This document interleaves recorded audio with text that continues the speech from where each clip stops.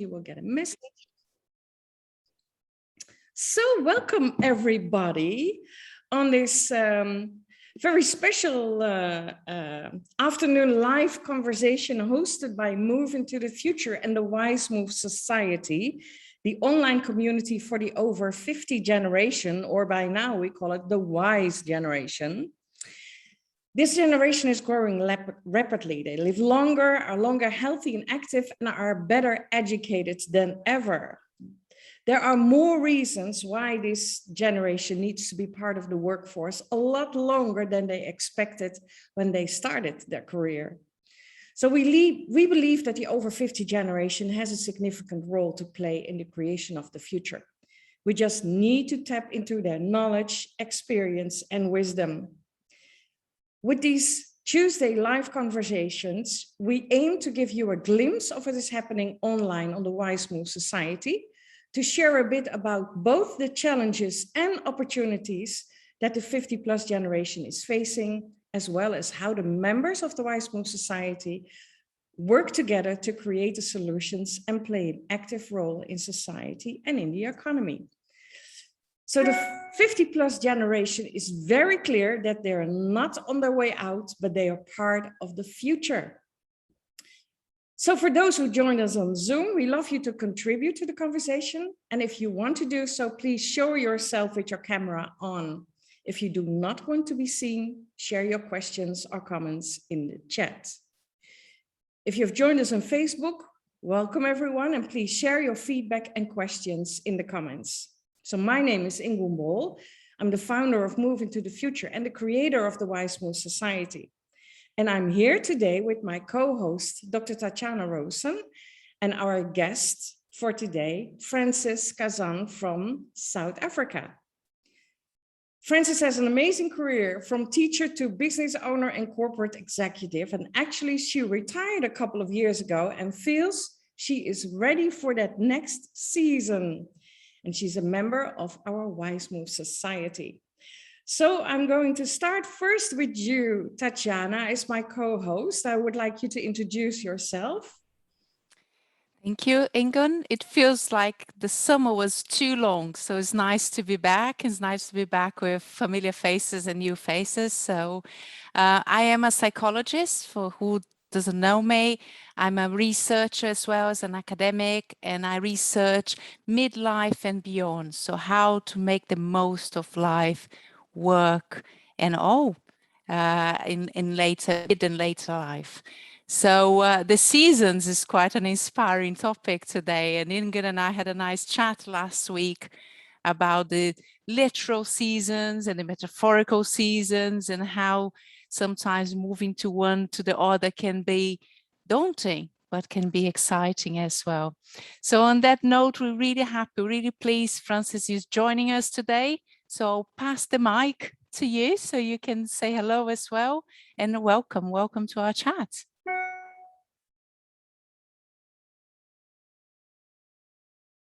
Yes, you have to unmute yourself.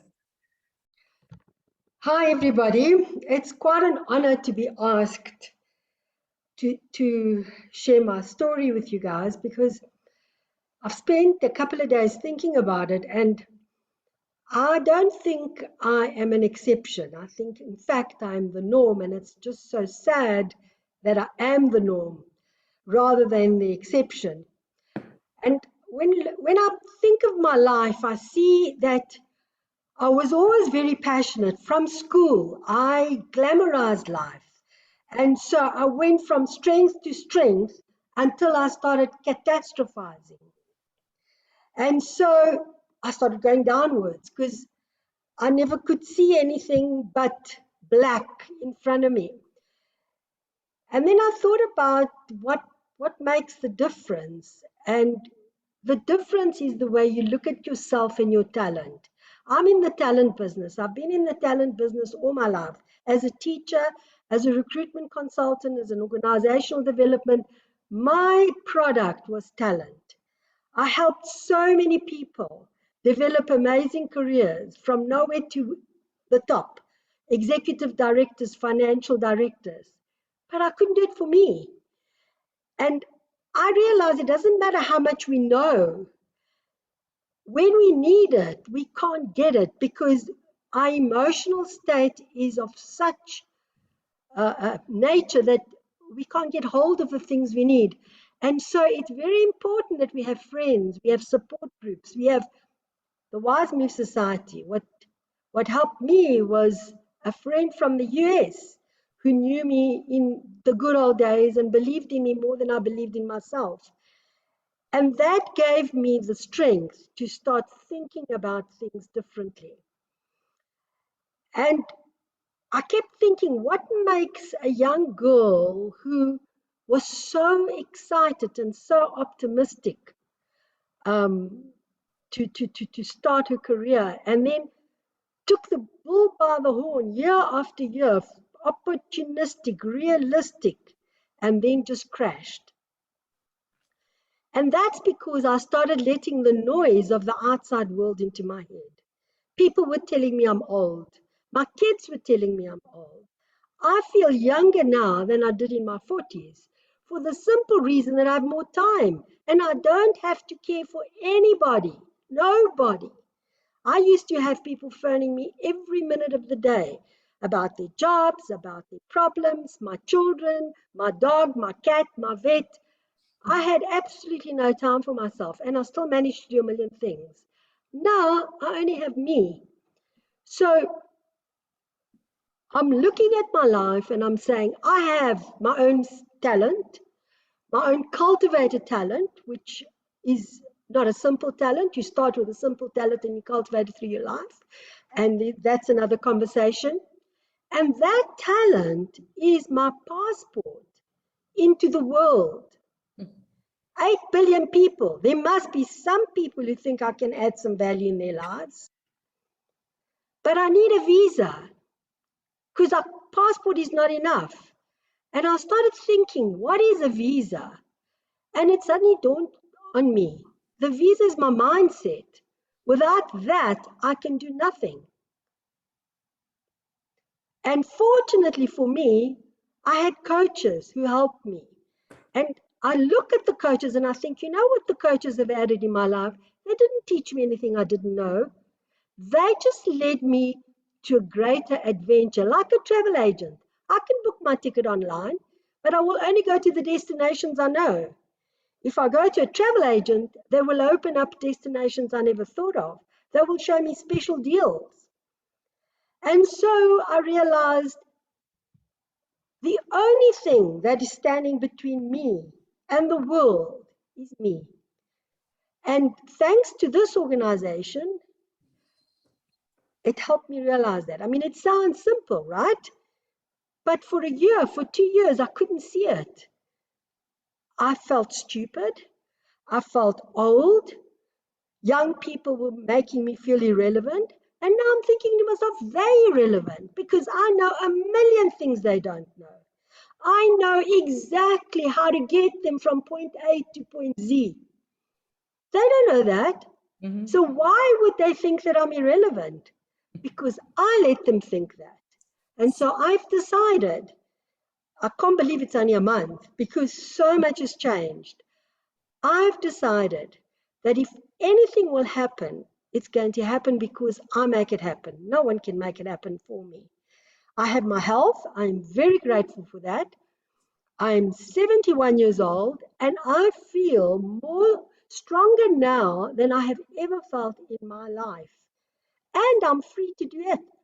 I have no one to tell me what to do. I have no one to stop me. So I have no more excuses. I don't even have a cat or a dog. So I have no more excuses. I just have me. So that's my story in a nutshell. I certainly don't have all the answers, but I am starting to build the courage. And I think courage is a lot more important than knowledge or answers. You know, we in the time of the questions. We have answers. Any answer we want, we can find in a second. What we don't have are questions. And we need to learn to ask good questions of ourselves. Mm-hmm. And that's where we go wrong. Well, that's where I went wrong. I was asking all the wrong questions instead of all the right ones. Mm-hmm. So I hope that helped a little bit. Yeah. Thank you very much, Francis. That's already a very inspiring story.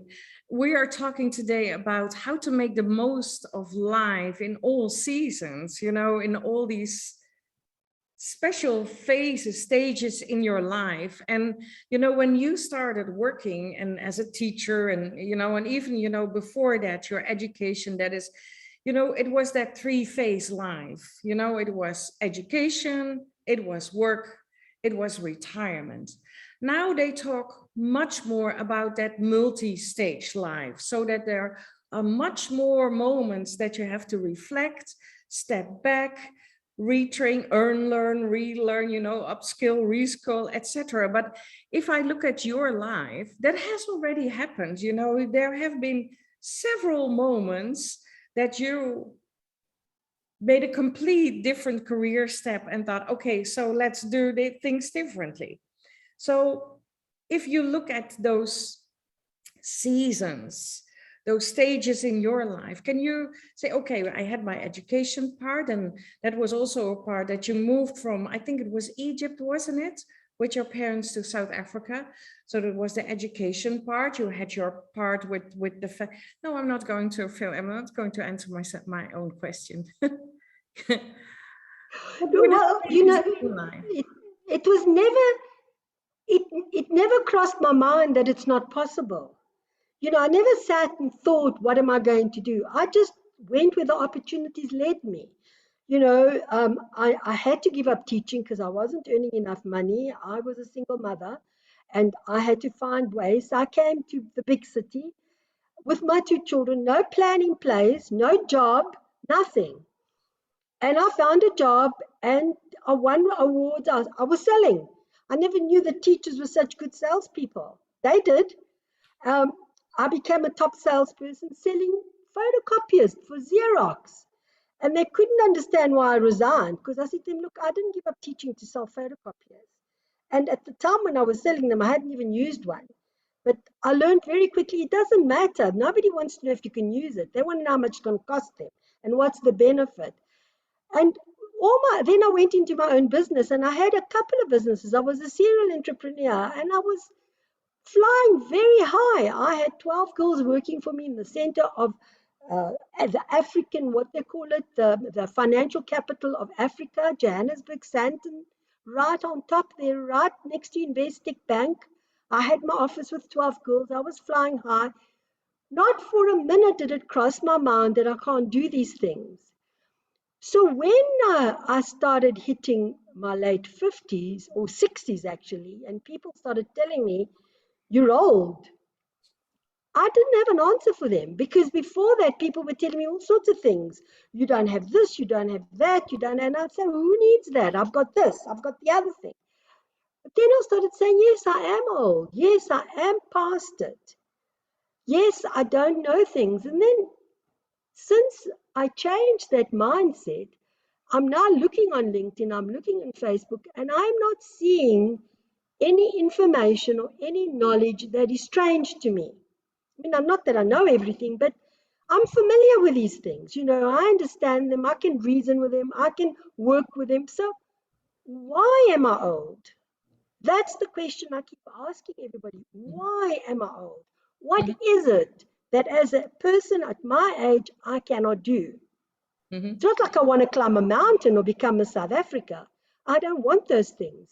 So what is it in my space that I want to do that you feel I'm old? The only reason you're telling me this is because maybe you feel threatened. So that gave me power. That gave me inner power to say, well, then I have something if people are feeling threatened. Yeah.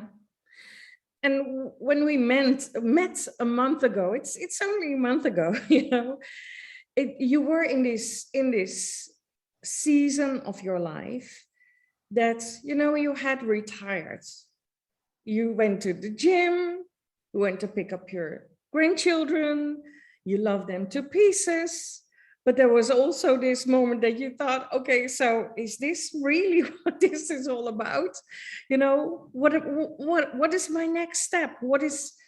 Can I still, you know, and that was, so what is the next season of your life? How long are you going to do the next fame. Well, I think time is a man-made concept. I don't think a tree looks at itself and says, I'm old, or I'm young, or I'm whatever.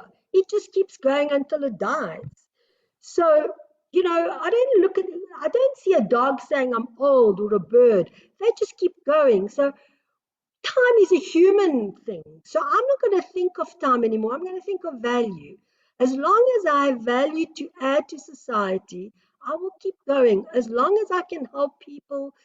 I mean, I used to look at the 8 billion people on this earth and think, I'm irrelevant. Now I look at the 8 billion people in the world and I'm thinking, 8 billion problems. There must be problems I can help with. You know, the world is in a mess. Um, Everywhere you look, people need help. And I can help. I can help so many. I have done it. I have taken little young men with a little BCom degree and I've turned them into CEOs of companies. With my coaching, my opportunity, door opening opportunities, making them see life differently, I can do it. So what's changed? Nothing's changed. In fact, it's easier now because I don't even have to go in my car. I can just sit here and do it. And they prefer it because they don't have to come to my office, find parking, and so on and so forth. So Yeah. time is not for me. What you helped me with, Inga, is to realize there's no time. The time is now. And whatever you can do right now, that's it. What you can't do, tough. Yeah. You know, I'm not going to study. That's why I don't use my MBA anymore. I don't want to hear about my qualifications. Yeah. I don't care what I have. I want to see the value. If I Yeah, can you offer have to. value, that's all I care about. You even told me, not just the virtual working, that works for us. And I love to hear also Deborah's, because she's even a little bit older than you are, Frances. And she's doing all this digital work. So that is really fantastic. But you've also told me, I would love to be that digital nomad for a while. Just live out of my suitcase, go wherever I want to go, take my computer, my laptop with me, and I can work anywhere that I want to. Yeah, that's really fantastic. I would like to ask Tatiana to jump in, because this is also, of course, something that she has been researching for quite some time. So love to hear your idea, your perspective, but also you probably have some questions for Frances. Oh, thank you, Frances. I love when you talk about value instead of time. Value is such an important thing. And I think that in a way, all the stereotypes, we are wired to think that we should be doing this at this age, we should be doing that at that age, or that age, or I should wear something, cool clothes and sports and activity. I'm sure Deborah sees that in yoga, people coming and say, I cannot start this now. And we are bound by these stereotypes, which we don't even know where it comes from, because it's so ingrained, it's so sunk in our psyche that we respond to them. But the reality is that we all age very differently. We all have a different story, a different biography. So to bundle all us up in one group, whatever age, so we're all the same age, we're all the same, it's not only cruel, because we stereotyping everyone, but it's a massive missed opportunity. It's a missed opportunity, because people are there open to do certain things, but for a reason or another, we hold back, because at my age, ...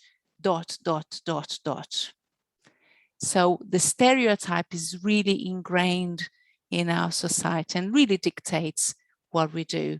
And I'm looking at the women, the call, sorry, Lars, is we pass on through that in our life because of our biological, our reproductive system. At this age, you should be doing this. At that age, you should be doing that.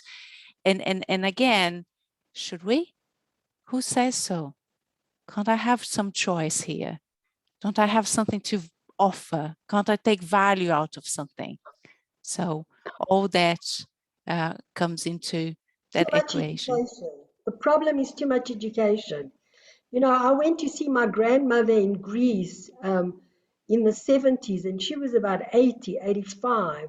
She'd gone to Greece late in life, and she opened a shop. She didn't have a car. She didn't have assistants. She was selling needles and pins. I don't know what that kind of shop is. A little shop, needles and pins and thread. She used to be a dressmaker. She used to get in the bus, go to the wholesaler, buy the stock and bring it to the shop. She died 86 years old and she was doing all that. Never crossed her mind not to do it. I think too much education stops us from living. And that's why I really do. And I saw it in the corporations. The very educated are too scared to do anything. The less educated have got nothing to lose. They're the risk takers. And so I'm trying to figure out I'm thinking about all this. What is the answer? You know, because we're being educated for corporations. We are not being educated for entrepreneurship. The whole school system, the whole economy is there to build corporations. But the governments can no longer afford to support corporations. No country in the world can provide jobs. It's entrepreneurs. And this is my little niche that I can help. I've done it to so many. I want to help entrepreneurs build their companies, big companies, to sustain themselves, because the education they got is not going to help them do that. So that's my belief. It's the education we're getting today that is stopping us from just living without thinking of, you know, am I female or male or old or young or what? It doesn't matter. If you can offer something, who cares? And that's the stage we got to get to. In the world, I think, all over. I see it in Europe, I see it in America, I see it in South Africa. In many ways, South Africa, because of our political situation, we are becoming advanced because diversity, we are number one. We don't read about it, we live it every day. And we do really have diverse workplaces, not just color, but disabled people and so on. So it's the way we have to all live. And if disabled people can do it, why can't older people do it? You know, we're part of that diversity, I think. Yeah, thank you. Thank you, Francis, and thank you, Tatiana. I would love to jump to Mary Jane because she just wrote an article on stereotyping, and you know, that's what Tatiana mentioned. Do you want to jump in, Mary Jane, and add something to this conversation? Yeah. I'm going to do a warning. My husband is on the phone and he's a few meters away from me. So if microphone is picking it up, give me a signal and I'll come back in. So yeah, I think, Francis, the biggest problem, I don't see it being education per se, but it is the stereotyping that we are so ingrained. It's so ingrained in our society at all levels. It's also what if you look at younger women in their career progression. I was just reading an article for an interview that I was going to do, that it's expected that at some point in their careers they're going to stop working and start a family. And again, Tatiana, I think of what you said. Why, you know, where do these expectations come from? So yeah, I think we have a huge paradigm shift that's needed in terms of letting go of all of these stereotypes and just saying, no matter what somebody wants to do, when they want to do it. I mean, I'm talking now with, you know, within normal boundaries of living, but that it's acceptable. So nobody should be looking at you as a 71-year-old saying, well, why are you still working? I posted an article on LinkedIn, and or that article that Ingun is referring to, and it's gotten quite a bit of traction with people responding. And one of the persons who responded at my encouragement was my 70-year-old, she'll be 71 in December, sister, who's still working in a highly technical field of telecommunications as a proposal writer. And I mean, this is a woman who asked her friends, her circle of friends are always asking her, why are you still working? I mean, she can afford to retire. All of, and they are all retired. But as she said, what would I do with myself? I want to be valued. And she said, I think she wrote in the phrase she wrote in her response or reply on LinkedIn was, let them find me dead with my head on my keyboard. That's how she wants to go. And I think, yes, this is how she's creating value for a number of organizations that she works for. She also commented, and I'm just going to throw this one out because I had forgotten that Mom had said this, but that Mom had said at one point to her, Sue, I look in the mirror and I keep wishing that this 83-year-old body would allow what my 25-year-old mind wants it to do, So, of course, we have some restrictions, and yet this was the same woman who at 80 grabbed my hand and skipped me across the street so that we were darting cars, on a busy street. And I'm thinking 80 years old and she can do this. All right, that doesn't go on forever, but who's to say that cannot be, at that moment in her life, she had the physical ability to do that. So yeah, my 2 cents worth in this, but it's such an important discussion. I really, and I'm so glad, Francis, of the change in mindset that you've gone through to be able to see the light again for yourself. Yeah. Yeah, fantastic. Yeah, Tatiana. I will pick up on that. Mary Jane is so aligned with my thinking. Usually I find it's quite nice.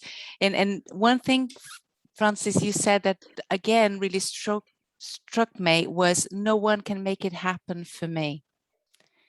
It's such a powerful statement because in a way, yes, our mindset is the starting point of whatever we're doing. It's interesting that as Mary Jane was talking about the stereotypes, which is again where we go with the conversation, I was thinking about how we are prone to what they call in psychology thinking errors, that we are all or nothing. Either you work so many hours in the day and you just have that very busy life, or we don't want you. That's then nothing. So it must have different ways of working. And that is, I think, regardless of age, because we all need time for other things, time for life, time for friends, time for family, but time for work as well. And that should not be all or nothing. Either you work 10 hours a day or we don't want you, or either you have that body of and mind of a particular age or nothing. It should not be extremes. In my recruitment company, all the years that I interviewed people, the one thing that stood out, how work is the foundation of the quality of your life. Because I was raised to believe love, relationships, family, which are very important. But what I saw with my own eyes over and over and over again is how our identity is connected to our economic relevance. And when people got retrenched or when people got a fantastic job, their whole life changed. So this is the reason I want to continue working, because I know it's the only time in life, the only space in life where I'm me. I'm not a mother, I'm not a grandmother, I'm not an aunt or an uncle or an employer, an employee. I am a person delivering a piece of work that comes out of me. And the value of that work is judged, which is hard because other people judge it. They judge it by the money they give you or not give you.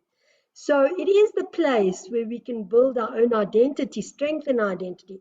And the minute we stop doing that, the minute we retire, we are only getting ready to die because we are no longer growing. Unless we have very strong hobbies that take the place of work, which is the same thing. I mean, my brother's a golfer, and I promise you, he works harder in golf than he's ever worked in his company. I mean, I can't believe he's like obsessed. So yes, you can have that kind of thing, but you need something to make you relevant. And economically relevant is important. in today's world, I think. Mhm. Okay, I would like to ask a question to Renee. HR leader, huge corporation, you know, you stepped back a couple of years ago. That was your next season in your life. You were able to step back and really do the things that you loved. But, you know, do you recognize this, you know, coming from that really that busy workspace? Was there stereotyping? Was there created maybe a workspace, an environment that you feel that everyone was welcome in all age groups, or, you know, that diversity in inclusion, not just male, female, but, you know, everything that was considered. Can you add to this? Yeah, sure. Yeah, so I worked in a tech world in HR, so it was always a bit of a challenge to sort of be in a position to influence and to have impact. But being there for so long, I did make that work for me. I think for me, also talking about seasons of life, and I want to go back to that theme, so this was a big transition for me, because I had worked more than 35 years in this, you know, rat race, 60 hours working and traveling, and then sort of being, you know, on my own and have the time to think about what's next. So that was quite a transition.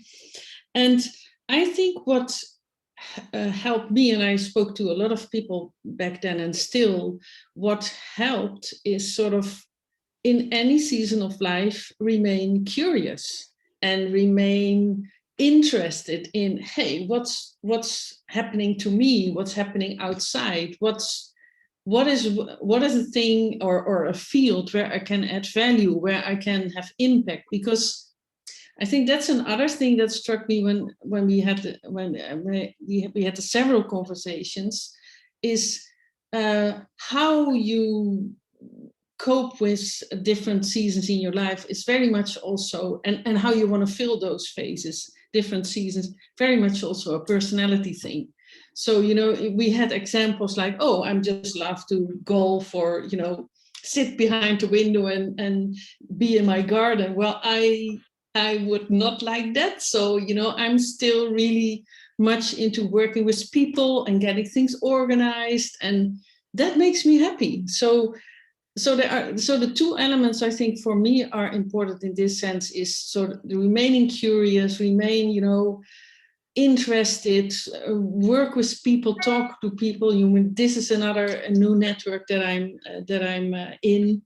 And the other thing is really just stay with your personality and stay what makes you happy. And is it always easy? No, I had and still have sometimes times that I'm thinking, oh, what am I doing? Is this really the right track? And well, then you rethink and you move maybe a little bit, or you change a little bit. But that's I think the two things that I want to add.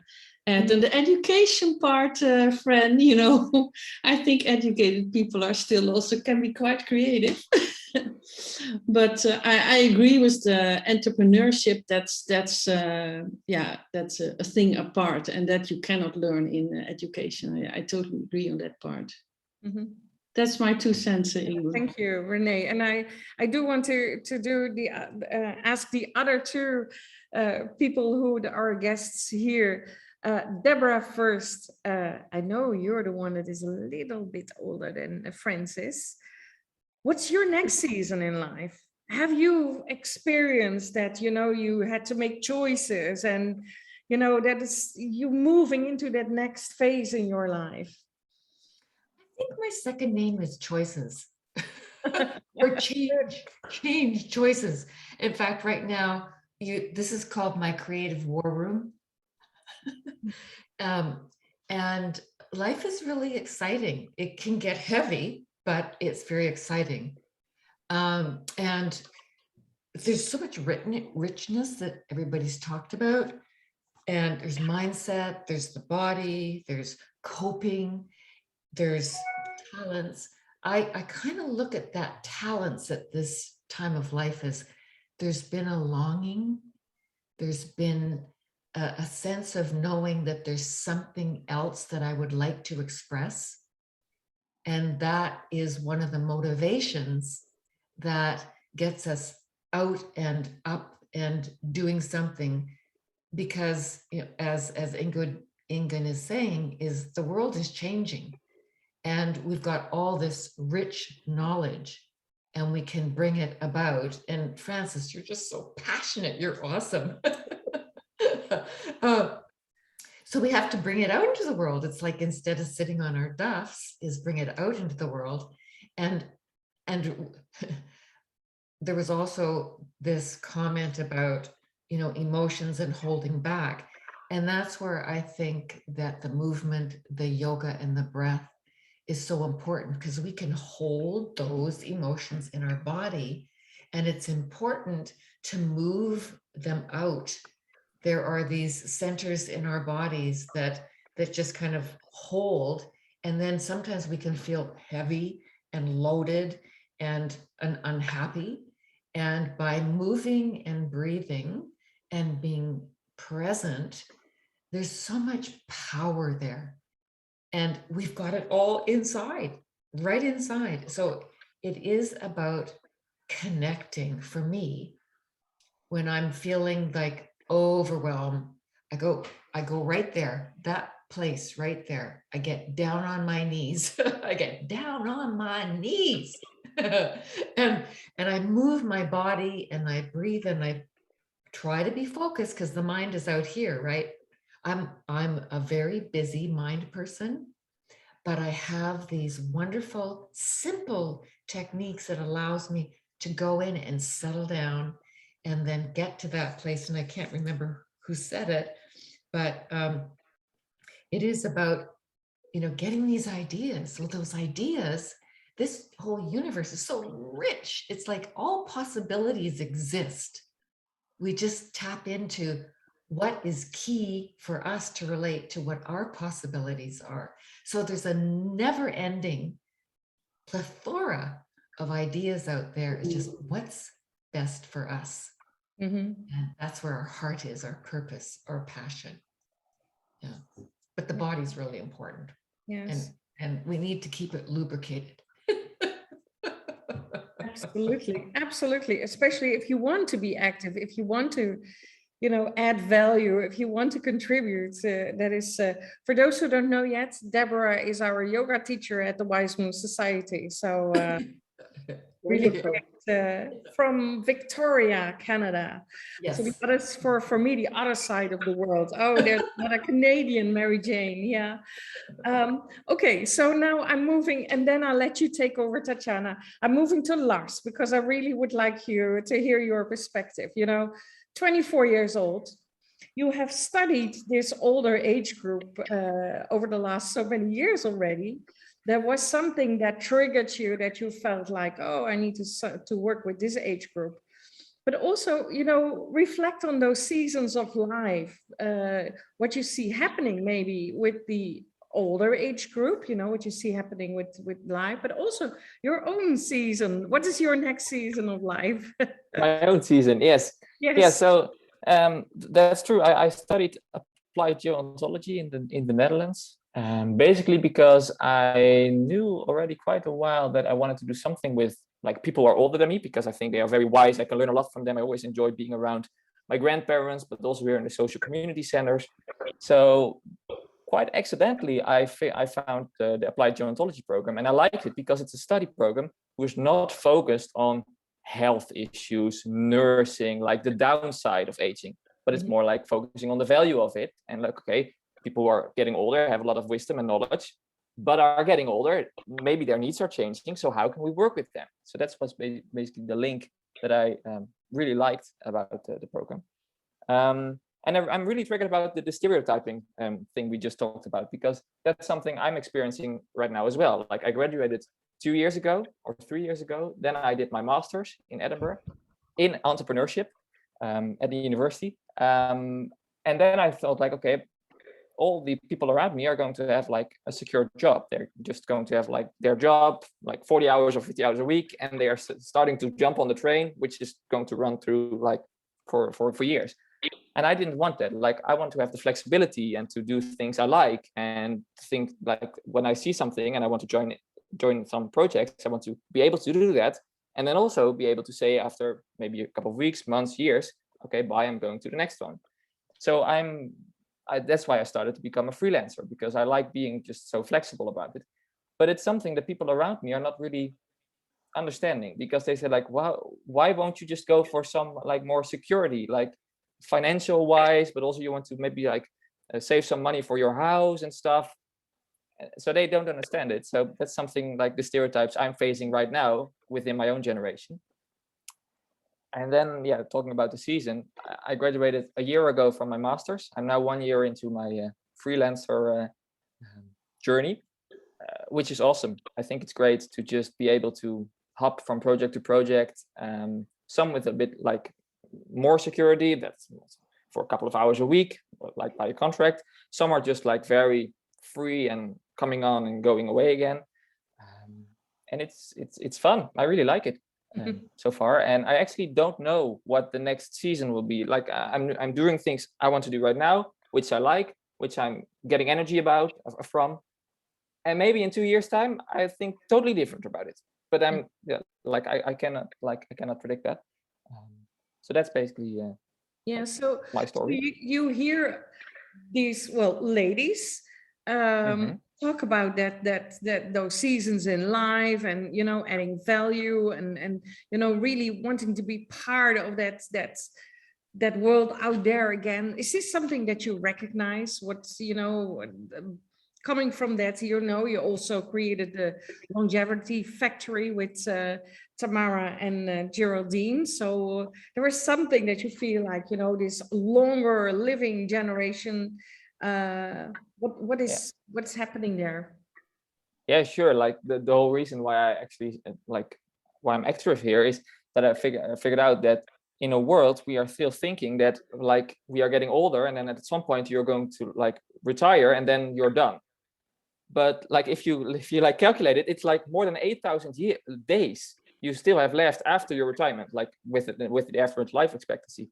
8,000 days, which is an incredible amount of days. So there's so much potential in it. So that's something we need to change as a society, and that's something I want to contribute to. For example, with the Longevity Factory, but also like with the other projects I'm doing. But thinking about that, like that there is such a potential there. That's one of the drives that like pushes me through my like days now, my 8,000 days. So yeah, but I'm not really feeling the thing that I sort of have to like step up or do something like that. I'm just enjoying the things I'm doing, which I like, but I'm not like that's maybe I don't know, maybe that comes with the years, I don't know, or with the days, but that's a little bit different maybe for me. But yeah. Okay, so Lars, do you also face stereotyping due to the choice of study as a young guy? And I see Francis 8,000 days and not enough Netflix to fill them up with. Okay. No, that's true. Yes. No, like for example, I'm from a family where it was quite a standard to just only do your high school and then maybe one sort of education to become a shoemaker or sailmaker or whatever, and well, just like create your own stability. And I first did like a University of Applied Sciences, then I took a gap year to just like sniffle around. And then I went to Scotland, to the University of Edinburgh, to do my master's, which was, well, my family didn't really understand it. Of course, my parents did, but like the other members of my family, they were a bit like, why are you doing, like spending so much money on a master? What can you do with a master? Why are you going to Edinburgh? Because there are all the people in the Netherlands as well. Why should you have to go to like another country for it? Why taking so much? Why do you make it so difficult for yourself? But I always just laughed and I was like, okay, well, that's something I'm not even going to try to explain, because that's also fine to see it like that. Because my niece, for example, she's very happy with the job she's doing right now, and like she wants to have babies and stuff. I'm happy for her. I want to do my path and like do things I'm getting energy from. Yeah. So yeah, that's basically great. Yeah, fantastic. Okay, Tatiana, I'll let you take over. Thank you. Thank you, Lars, for sharing your experience with us. I think that stereotypes go both ways. And I think that's very important for us in these conversations at the Wize Move Society to recognize that. So it's a systemic issue that we have all these expectations of people at different stages. And working with people in midlife, and I'm not the only one here that does, so I'm looking around the screen to all of you, we realize that we can only do so much to prepare for what's coming. So we are ready, our bodies are ready, our minds are ready, our education is making us ready. But planning is just so much we can plan because things change, and they do change. And we only recognize that when we look backwards and we look in hindsight, we look back and you see that actually everything changed, or you never imagined we would find ourselves in a particular situation when we do find ourselves in that situation, because there's no exact science of that planning. So doing what we enjoy and making the most of life is the best way to get us set up to the next stage of life, whatever it is, that we'll be able to enjoy again. But it's interesting, not only the stereotypes goes for any age group, but this idea that we should be doing something in particular, again, applies to all of us. I'm going to add one thing while I wait for someone else to jump in. I have, there's a British philosopher from the 1960s that was quite famous in California for bringing Eastern thinking into the West. And of course, we all know about these things these days, mindfulness and so on, but at the time was just really, really new. And one of the things that he used to say is that we all tend in the industrialized society to try to control everything. We want to know, forecast, control, plan, be sure of what's happening. And he's saying that that's an illusion because first, we cannot.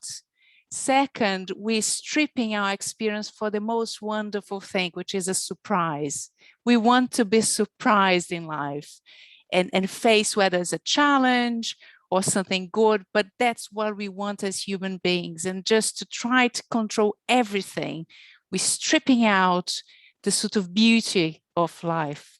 So there you are. That's a bit of philosophy to start rounding up the conversation. I love philosophy. I love philosophy because I've seen how my philosophic view of life changed through the seasons. You know, I started off so optimistic as a young girl. Then at varsity, I became idealistic. My dad always used to say, you got to hire a 20-year-old now while they know everything. And then when you go work as a young person, everybody wants you and you become an opportunist. You know, you look at all the opportunities that are available to you and you think it'll never stop. And when you get to midlife, you are becoming more of a realist. You realize nothing is as glamorous as it appears. And then you got to stop yourself from becoming a pessimist. So I thought to myself, well, maybe I must become a pragmatist, make sure things work, test things out. You know, nothing is great and nothing is bad, just test it out. And, you know, it's opportunities that you can turn into possibilities and possibilities that you can turn into probabilities. That's why I say only I can do it, because only I know how those opportunities can become possibilities for me. And so it is exciting, and curiosity, of course, is, as Renee said, that's the key. I mean, if you stop being curious, as if you know, I sit with some people my age and I get embarrassed sometimes because they know everything. You know, no one can say anything. They, you know, it's boring. You know, I love to hear what young people have to say about politics and health and the COVID and, you know, the new workplace. You know, it's all new and people have such different views and so exciting. So Lars, it's great to see you interested in older people. How do they react to you? I would love to know that. Do you coach them? Sorry, say again. I couldn't hear your last sentence. I'm saying you with older people, do they let you coach them? They coach me. Yes, of course. Like that's basically what, like I can learn so much from them. No, but do you coach them? I think so. Yes, I think so. For example, yeah, like to explain, like just going to my grandparents, for example, and just sit there and explain what I'm doing, what I'm thinking, what I've experienced, because that keeps them active as well, keeps them curious as well, and keeps them like to do things, have like other things to think about. So I think there's a vice versa working, that they both contribute, like that we both contribute from it. Of course, yes. There actually is That was actually one of the questions I had for you, Francis, because like, do you know in what ways does like contact with the generation from me, my generation, helped you to get like to the point that you are right now, like with your mindset? How did like maybe the younger generation help you with it? Well, because I've been recruiting for so long, 25 to 35-year-olds, I often feel that I'm in your head. I know exactly how you feel and what you want and what you need, which sometimes can be a problem because not every 25-year-old wants the same things. So that also is a stereotype. So too much experience is also not a good thing. And that's why I don't want to do that age group anymore. I want to do the older, because I want to experience something different and something new to stop me from getting stuck in my ways. But 25 to 35-year-olds was my speciality for 20 years, over 20 years. I used to know the questions they're going to ask me before they came out of their mouths, usually 90% of the time. So I do enjoy young people, and I enjoy the optimism that they can do anything, even though it's unrealistic. It's actually very very exciting and very energetic. Just the fact that they believe they can change the world, which is sad because we start losing it as we get older. But I'm hoping to get it back again. So I would like yes. We'll Thank save you. the world. And just, yeah. And on that note too, Francis, that I must say that I was in my early 50s when I started to develop and was able to start calling myself that I was a learned optimist. So it's possible to reverse the changes, you know, reverse that aspect of ourselves. And it's again just being mindful of where our thoughts are taking us and asking the right questions. Someone asked, I think you mentioned that in the beginning, that you started asking a different kind of question to yourself, different kinds of questions. So yeah, it really, again, there's no age limits on optimism, and whether it's learned or not, or it's inherent in you, the end result is the same. Mm-hmm. Mm. You know. Thank you, Mary Jane. We need to wrap up because we only have 3 more minutes. I just would like to do a quick tour, you know, just your takeaway for today. And I would like to start, Deborah, would you like to start? The takeaway is that there's passion, and that's an overused word, but passion is so important to get in touch with what you love, what is wanting to come out and be expressed to make you feel fulfilled. Thank you. Renee? You can make the most of any season of your life. Mm-hmm. Mm-hmm. I believe so. Mary Jane? Yeah, I love the comment you made, Francis, that courage is more important than knowledge. And yeah, that resonated. Mm-hmm. Thank you. Lars? Yeah, I'd like to remain curious, and that's the reason why I joined this session, because I was curious. Yeah. And this all examples of people who are like living a little bit longer than me, which shows me like, okay, everyone should like have that same mindset. So that's a lot of work for us to do. Mm-hmm. Yeah. Absolutely. Yeah, thank you. Okay, so now I'm going back to our guest for today. So Francis, your last contribution. So what is it that you're taking away from this conversation? I'm starting to realize that I'm part of a great meal. You know, when you look at a great meal, what would you do away with? The sauce, the meat, the veg? What would you give up? You know, you can't have a great meal if you don't have all of it. And I'm part of that. So I've just got to find that plate where I can put my little stamp on it and be part of that. And there's so many people. I mean, I didn't know that. Well, I did know. I don't know. I didn't know it because I didn't want to know it. And since getting to know these, you know, you guys, I'm starting to realize I'm not alone. There's lots of people, and I'm getting your energy. You know, I'm feeding off your energy to make me strong, so I can go out and do whatever it is I want to do, which I don't know at the moment, but I'm starting to clear my head a little bit. But yes, it's infectious. That's the word I was looking for. Infectious. Just Absolutely. like a virus, and we don't need a vaccine for it. And we don't need a vaccine, but No. and we can meet, and that is good. Yeah. Okay. Thank you, Tatiana. You know, again, a great conversation. You know, what do you want to add? No, great conversation. And I'll add probably something I added many times before is join the conversation. It's so important that you carry on joining the conversation, because through these conversations, we educate people, we open our minds, and we get infected with good, positive vibes as well, as Francis said. So join the conversation. For anyone that's watching us on Facebook or will be watching us later on, yes, the conversation goes on, even though we might not be in this room anymore. Absolutely, yes. It's really great to hear everyone and to see everyone again. And you know, the thing is, when I hear Francis speak and talk, and you know, it's really fantastic. And I see messages also in the chat box.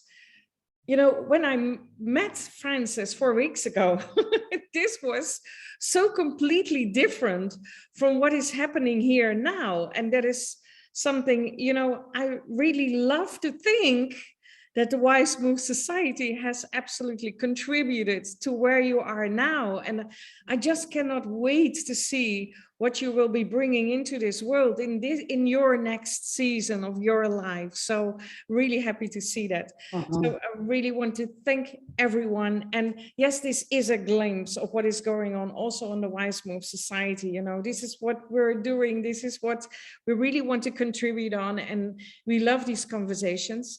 So join us, you know, find more information, www.wizemove online, so with a Z, that's, as you can see here. We really love to see you on our online community as well, of course. Next week, Tuesday, so that will be the 7th of September, we will have another great conversation. And that is with Shane Koja, and I hope that I pronounce her name right, is doing amazing things after so many years in a corporate career and doing all kinds of entrepreneurial things. She started an app, created an app for people who are really in that senior moment in their life. So I like to think of it, they're really older than we are and need support. So